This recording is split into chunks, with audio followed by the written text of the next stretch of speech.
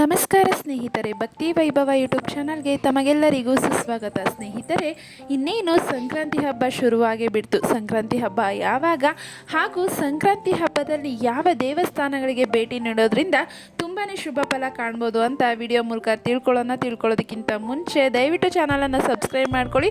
Video ಇಷ್ಟ ಆಯಿತು ಅಂದರೆ ವಿಡಿಯೋಗೆ ಲೈಕ್ ಮಾಡಿ, ಶೇರ್ ಮಾಡಿ, ಕಮೆಂಟ್ ಮಾಡಿ. ಕಮೆಂಟ್ ಬಾಕ್ಸ್ನಲ್ಲಿ ಓಂ ನಮಃ ಶಿವಾಯ ಎಂದು ಕಮೆಂಟ್ ಮಾಡಿ.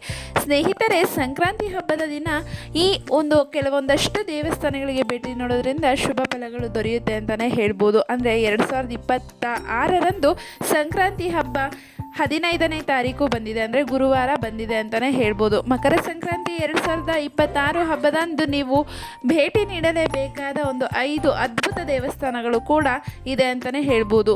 ಸಂಕ್ರಾಂತಿ ಹಬ್ಬವು ಜನವರಿ 15ರಂದು ಜರುಗಲಿದೆ. ಜ್ಯೋತಿಷ್ಯ ಶಾಸ್ತ್ರದ ಪ್ರಕಾರ ಸೂರ್ಯನು ಧನುರಾಶಿಯಿಂದ ಮಕರ ರಾಶಿಗೆ ಪ್ರವೇಶಿಸುವುದನ್ನು ಮಕರ ಸಂಕ್ರಾಂತಿ ಎಂದು ಕರೆಯಲಾಗುತ್ತದೆ. ಇದನ್ನು ವಿಶೇಷವಾಗಿ ಸುಗ್ಗಿ ಹಬ್ಬ ಎಂದು ಸಹ ಕರೆಯುತ್ತಾರೆ. ಭಾರತದ ವಿವಿಧ ರಾಜ್ಯಗಳಲ್ಲಿ ಮಕರ ಸಂಕ್ರಾಂತಿಯನ್ನು ಅತ್ಯಂತ ಸಂಭ್ರಮದಿಂದ ಆಚರಿಸಲಾಗುತ್ತದೆ. ಹಾಗೆಯೇ ಒಂದೊಂದು ರಾಜ್ಯದಲ್ಲಿ ಒಂದೊಂದು ಬಗೆಯ ಹೆಸರಿನಿಂದ ಉಲ್ಲೇಖಿಸಲಾಗುತ್ತದೆ. ತಮಿಳುನಾಡಿನಲ್ಲಿ ಪೊಂಗಲ್ ಎಂದು ಕರೆದರೆ ಅಸ್ಸಾಂನಲ್ಲಿ ಭೋಗಾಲಿ ಬಿಹು ಎಂದು ಕರೆಯಲಾಗುತ್ತದೆ. ಗುಜರಾತ್ ಮತ್ತು ರಾಜಸ್ಥಾನದಲ್ಲಿ ಉತ್ತರಾಯಣ ಎಂದೇ ಕರೆಯುತ್ತಾರೆ. ಈ ಶುಭ ದಿನದಂದು ಜನರು ಎಳ್ಳು ಬೆಲ್ಲ ಹಂಚುವುದು, ಗಾಳಿಪಟ ಹಾರಿಸುವುದು, ದೇವಸ್ಥಾನ ಪುಣ್ಯಕ್ಷೇತ್ರಗಳಿಗೆ ಹೋಗುವುದನ್ನು ಮಾಡುತ್ತಾರೆ. ಸಂಕ್ರಾಂತಿಯಂದು ನೀವು ವಿಶೇಷವಾಗಿ ಭೇಟಿ ನೀಡಬೇಕಾದ ದೇವಸ್ಥಾನಗಳು ಬಂದು ಮೊದಲನೇದಾಗಿ ಗವಿಗಂಗಾಧರೇಶ್ವರ ದೇವಸ್ಥಾನ. ಇದು ಕರ್ನಾಟಕ ರಾಜ್ಯದಲ್ಲಿದೆ ಅಂತಲೇ ಹೇಳ್ಬೋದು. ಕರ್ನಾಟಕ ರಾಜ್ಯದ ಬೆಂಗಳೂರಿನಲ್ಲಿ ಅತ್ಯಂತ ಪುರಾತನವಾದ ಶಿವ ದೇವಸ್ಥಾನ ಇದೆ. ಇದು ಬಂದ್ಬಿಟ್ಟು ಗವಿಗಂಗಾಧರೇಶ್ವರ ದೇವಸ್ಥಾನ ಅಂತಲೇ ಹೇಳ್ಬೋದು. ಗವಿಗಂಗಾಧರೇಶ್ವರ ದೇವಸ್ಥಾನವು ಸಂಕ್ರಾಂತಿ ಹಬ್ಬದಂದು ಭೇಟಿ ನೀಡಲೇಬೇಕಾದ ಅತ್ಯಂತ ಪ್ರಮುಖ ಆಲಯಗಳಲ್ಲಿ ಒಂದಾಗಿದೆ. ಈ ದೇವಸ್ಥಾನದ ವಿಶೇಷ ಏನೆಂದರೆ, ಪ್ರತಿ ವರ್ಷ ಮಕರ ಸಂಕ್ರಾಂತಿಯಂದು ಸಂಜೆ ಸೂರ್ಯನ ಕಿರಣಗಳು ದೇವಸ್ಥಾನದಲ್ಲಿರುವ ನಂದಿಯ ಕೊಂಬಿನ ಮಧ್ಯದಿಂದ ಹಾದು ನೇರವಾಗಿ ಗವಿಯಲ್ಲಿ ನೆಲೆಸಿರುವಂತಹ ಶಿವಲಿಂಗವನ್ನು ಸ್ಪರ್ಶಿಸುತ್ತದೆ ಅಂತಲೇ ಹೇಳ್ಬೋದು.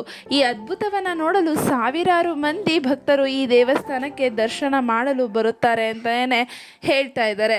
ನೋಡಿದ್ರಲ್ಲ ಸ್ನೇಹಿತರೆ, ಕರ್ನಾಟಕದಲ್ಲಿರುವಂತಹ ಬೆಂಗಳೂರಿನಲ್ಲಿ ಗವಿಪುರ ಗುಟ್ಟಳ್ಳಿ ಎನ್ನುವ ಜಾಗದಲ್ಲಿ ಈ ಒಂದು ದೇವಸ್ಥಾನ ಇದೆ ಅಂತಲೇ ಹೇಳ್ಬೋದು.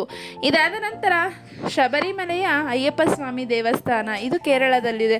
ಹೌದು ಸ್ನೇಹಿತರೆ, ಇನ್ನೇನು ಮಕರ ಸಂಕ್ರಾಂತಿ ಅಂದರೆ ಮಕರ ಜ್ಯೋತಿಯನ್ನು ವೀಕ್ಷಿಸಲು ಅಯ್ಯಪ್ಪ ಸ್ವಾಮಿ ಭಕ್ತರು ಅಯ್ಯಪ್ಪ ಮಾಲೆಯನ್ನು ಧರಿಸಿ ಶಬರಿಮಲೆಗೆ ಹೋಗೋದಂತೂ ನಿಜ. ಇಲ್ಲಿ ಕೇರಳ ರಾಜ್ಯದ ಶಬರಿಮಲೆ ಅಯ್ಯಪ್ಪ ಸ್ವಾಮಿ ದೇವಸ್ಥಾನವು ವಿಶೇಷವಾಗಿ ಸಂಕ್ರಾಂತಿಯಂದು ಭೇಟಿ ನೀಡಲೇಬೇಕಾದ ದೇವಸ್ಥಾನಗಳಲ್ಲಿ ಒಂದಾಗಿದೆ. ಇದೇನು ಗೊತ್ತಾ ನಿಮಗೆ, ದಕ್ಷಿಣ ಭಾರತದಲ್ಲೇ ಸಂಕ್ರಾಂತಿಯಂದು ಅತಿ ಹೆಚ್ಚು ಭಕ್ತರು ಭೇಟಿ ನೀಡುವ ಸ್ಥಳ ಇದಾಗಿದೆ ಅಂತಲೇ ಹೇಳ್ಬೋದು. ಸಂಕ್ರಾಂತಿಯ ಶುಭ ದಿನದಂದು ಶಬರಿಮಲೆಯಲ್ಲಿ ಮಕರ ಜ್ಯೋತಿ ಬೆಳಗಿಸಲಾಗುತ್ತದೆ. ಈ ಸಂದರ್ಭದಲ್ಲಿ ಅಯ್ಯಪ್ಪ ಸ್ವಾಮಿಗೆ ತಿರುವಾಭರಣ ವಿಶೇಷ ಪೂಜೆಗಳು ಕೂಡ ನಡೆಯುತ್ತೆ ಅಂತಲೇ ಹೇಳ್ಬೋದು. ಈ ವೇಳೆ ಅಪಾರ ಸಂಖ್ಯೆಯಲ್ಲಿ ಭಕ್ತರು ಸ್ವಾಮಿಯ ದರ್ಶನ ಮಾಡಲು ಬರುತ್ತಾರೆ ಅಂತಲೂ ಕೂಡ ಹೇಳ್ಬೋದು. ಇದಾದ ನಂತರ ಶ್ರೀರಂಗಪಟ್ಟಣದ ರಂಗನಾಥ ಸ್ವಾಮಿ ದೇವಸ್ಥಾನ, ಇದು ಕರ್ನಾಟಕ ರಾಜ್ಯದಲ್ಲಿರುವಂಥದ್ದು. ಅಂದರೆ ಕರ್ನಾಟಕ ರಾಜ್ಯದ ಮಂಡ್ಯ ಜಿಲ್ಲೆಯಲ್ಲಿರುವ ಶ್ರೀರಂಗಪಟ್ಟಣದ ರಂಗನಾಥ ಸ್ವಾಮಿ ದೇವಸ್ಥಾನವು ಸಂಕ್ರಾಂತಿಯ ದಿನದಂದು ಅತ್ಯಂತ ವೈಭವದಿಂದ ಲಕ್ಷ ದೀಪೋತ್ಸವ ನಡೆಯುತ್ತೆ ಅಂತಲೇ ಹೇಳ್ಬೋದು. ಈ ಲಕ್ಷ ದೀಪೋತ್ಸವವನ್ನು ಮೈಸೂರು ರಾಜರ ಕಾಲದಿಂದಲೂ ಮುಂದುವರಿಸಿಕೊಂಡು ಬರಲಾಗುತ್ತಿದೆ. ಈ ಕಾರಣದಿಂದಲೇ ಸಂಕ್ರಾಂತಿಗೆ ಅಪಾರ ಸಂಖ್ಯೆಯ ಭಕ್ತರು ಶ್ರೀರಂಗಪಟ್ಟಣದ ರಂಗನಾಥ ಸ್ವಾಮಿ ದೇವಸ್ಥಾನಕ್ಕೆ ಭೇಟಿಯನ್ನು ನೀಡ್ತಾರೆ. ಇದಾದ ನಂತರ ಕುಕ್ಕೆ ಸುಬ್ರಹ್ಮಣ್ಯ ಸ್ವಾಮಿ ದೇವಸ್ಥಾನ, ಇದು ಕೂಡ ಕರ್ನಾಟಕ ರಾಜ್ಯದಲ್ಲಿರುವಂಥದ್ದು. ಕರಾವಳಿ ಭಾಗದಲ್ಲಿರುವ ಈ ಕುಕ್ಕೆ ಸುಬ್ರಹ್ಮಣ್ಯ ದೇವಸ್ಥಾನವು ಎಲ್ಲ ಹಿಂದೂ ಹಬ್ಬಗಳನ್ನು ವಿಜೃಂಭಣೆಯಾಗಿ ಆಚರಿಸಲಾಗುತ್ತದೆ. ಅವುಗಳಲ್ಲಿ ಸಂಕ್ರಾಂತಿ ಹಬ್ಬದಂದು ಭಕ್ತರು ಪವಿತ್ರವಾದ ನದಿಗಳಲ್ಲಿ ಸ್ನಾನ ಮಾಡಿ ದೇವರ ದರ್ಶನ ಪಡೆಯಲು ಬರುತ್ತಾರೆ. ಕುಕ್ಕೆ ಸುಬ್ರಹ್ಮಣ್ಯ ದೇವಸ್ಥಾನವು ಸುಬ್ರಹ್ಮಣ್ಯ ಸ್ವಾಮಿಗೆ ಹಾಗೂ ನಾಗಗಳಿಗೆ ಸಮರ್ಪಿತವಾಗಿದೆ. ಭಾರತದ ಪ್ರಮುಖ ಸರ್ಪ ಕ್ಷೇತ್ರಗಳಲ್ಲಿ ಕರ್ನಾಟಕದ ಕುಕ್ಕೆ ಸುಬ್ರಹ್ಮಣ್ಯ ಸ್ವಾಮಿ ದೇವಸ್ಥಾನ ಸುಪ್ರಸಿದ್ಧವಾಗಿದೆ. ಸಂಕ್ರಾಂತಿಯಂದು ವಿಶೇಷ ಹಬ್ಬದ ಪೂಜೆಗಳು ಇಲ್ಲಿ ಜರುಗುತ್ತೆ ಅಂತಲೇ ಹೇಳ್ಬೋದು.